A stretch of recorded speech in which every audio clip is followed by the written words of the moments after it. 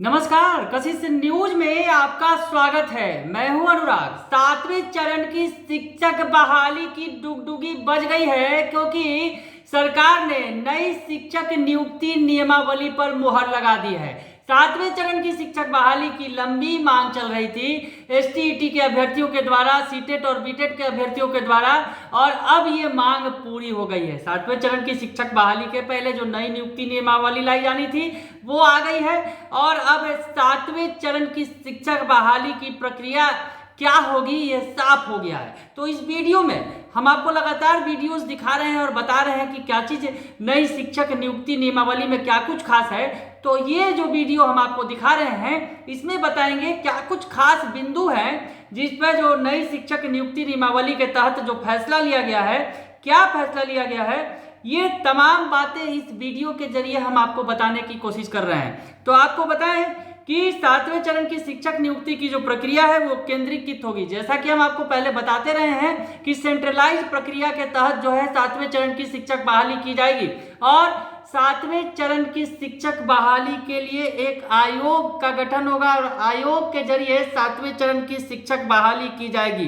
पहले ये जो योजना थी त्रिस्तरीय पंचायती राज व्यवस्था यानी नगर निगम, नगर पंचायत और ग्राम पंचायत के स्तर पर की जाती थी, लेकिन अब ये एक स्तर पे होगी और इसमें जिला लेवल पर बहाली की जाएगी शिक्षक की। हम आपको बताएं कि जिस तरह से नए नियमों के तहत एक स्थान पर एक उम्मीदवार का चयन होता है, तो बाकी जगहों पर उम्मीदवारी स्वतः ही समाप्त हो जाएगी। पूरी बात को हम समझाने की कोशिश करते हैं कि आखिर जो नई शिक्षक नियुक्ति नियमावली में क्या कुछ खास बातें हैं, ये हम आपको बता दें।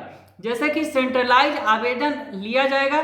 सेंट्रलाइज आवेदन में विकल्प मांगा जाएगा, आपसे जिला का विकल्प मांगा जाएगा। आपने मान लीजिए पटना जिला का भरा, उसके बाद गया और जहानाबाद, इन 3 जिलों का अगर विकल्प भरा और इसमें से अगर आपका चयन पटना में हो गया, तो बाकी जो 2 जिलों में आपने उम्मीदवारी की है, जो विकल्प में आपने डाला है, वो उम्मीदवारी जो है स्वतः समाप्त हो जाएगी, और वो जो शिक्षक बहाली की जो प्रक्रिया चल रही है उसके तहत जो वो सीट है वो खाली है, जो वैकेंट दिखाया जाएगा।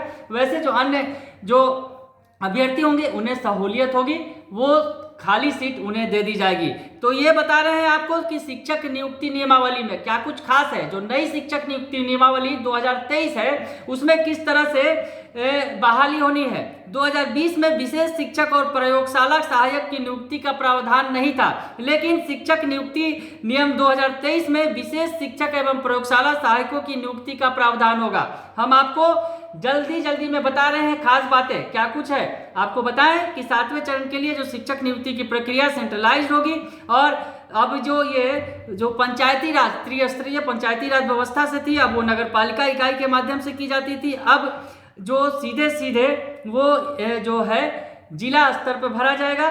तो ये होगा खास। उसके अलावा आपको बताएं कि शिक्षक नियुक्ति नियमावली के समस्त नियोजन इकाइयों के अध्यक्ष को योजना समिति का अध्यक्ष बनाया जाता था। अब जिला स्तरीय राजपत्रित अधिकारी को समिति का अध्यक्ष बनाने की संभावना पर विचार किया गया है, और इसमें डाला गया है नई नियुक्ति नियम लागू होते ही शिक्षकों का पद जिला स्तरीय संवर्ग का बन जाएगा। पुराने नियमों में विषयवार और नियोजन इकाईवार अलग अलग संवर्ग होते थे। इसके साथ ही पुराने भर्ती नियमों में नियोजन इकाइयों के द्वारा मैट्रिक, इंटरमीडिएट, स्नातक, स्नातकोत्तर एवं प्रशिक्षण में प्राप्त अंकों के प्रतिशत के आधार पर मेरिट अंकों की गणना और पात्रता परीक्षा में प्राप्त अंकों के भारांक का निर्धारण किया जाता था। यह व्यवस्था नए नियमों में यथावत रहेगी। मेरिट के आधार पर आयोग द्वारा प्रशासनिक विभाग के परामर्श से अंक निर्धारित किए जाएंगे। सबसे बड़ा बदलाव यह होगा कि पहले नियुक्ति के लिए चयन की सिफारिश नियोजन इकाई के द्वारा की जाती थी, लेकिन जब जो नई व्यवस्था है इसके तहत नियुक्ति के माध्यम से चयन की सिफारिश अधिकृत आयोग के द्वारा की जाएगी। आपको बताएं कि पुराने शिक्षक भर्ती नियमों के तहत नियोजन इकाइयों की संख्या जो 9222 थी, अब ये जो नियोजन इकाइयों की संख्या महज 38 रह जाएगी, यानी 38 जो जिले हैं वो 38 नियोजन इकाइयाँ होंगी, और इन तमाम जिलों में जो एक जिला संवर्ग होगा जिसके तहत शिक्षकों की बहाली की जाएगी। तो ये कुछ खास बातें हैं जो हम आपको बता रहे थे कि शिक्षक नियुक्ति नियमावली जो है हमारे हाथ में भी है। आपको ये दिखा दे कि नियुक्ति नियमावली जिसके तहत इसके आधार पर हम वो जो बातें निकाल कर आपको बता रहे थे कि क्या कुछ खास है। तो ये जो मुख्य बिंदु है शिक्षक नियुक्ति नियोजन नियमावली जो है 2023 उसका ये इस आधार पर बहाली की जाएगी। शिक्षक जो है 7वें चरण की शिक्षक बहाली के लिए अब तैयार हो जाए जो अभ्यर्थी है, और अब खुशियां मिलने वाली है क्योंकि नई नियुक्ति होने वाली है। बने रहिए कशिश न्यूज के साथ, तमाम खबरों से आपको अपडेट रखेंगे। फिलहाल के लिए इतना ही, धन्यवाद।